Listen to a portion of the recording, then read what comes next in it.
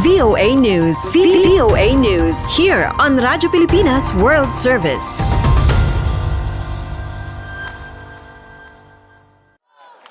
At Columbia University, the detention and possible deportation of alumnus and activist Mahmoud Khalil has ignited debate. The Department of Homeland Security confirmed his arrest on Saturday, accusing Khalil of leading activities aligned with Hamas, a designated terrorist organization.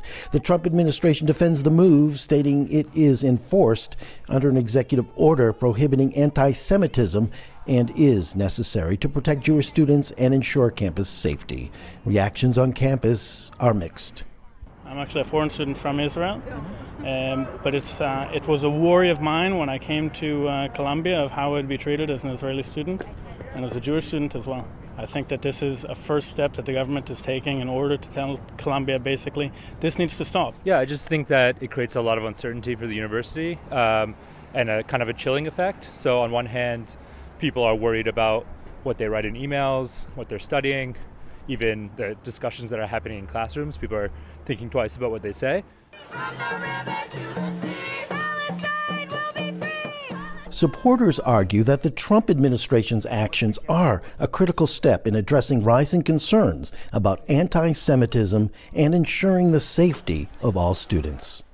I certainly applaud these actions by the Trump administration, and I'm grateful for them. After more than a year of ongoing harassment and violence on college campuses and in city streets, finally, the administration is coming up, upholding the law, and making it very clear that foreign nationals who support terrorism and espouse terrorist activity have no place in the United States of America.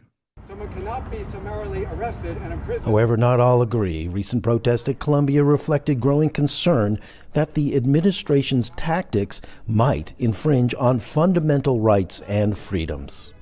I think that the silencing of voices of protest of the Gaza war and of Israel's policies in the name of preserving Jewish safety is profoundly wrong and misdirected, and is used as a vehicle for actually suppressing our speech more broadly.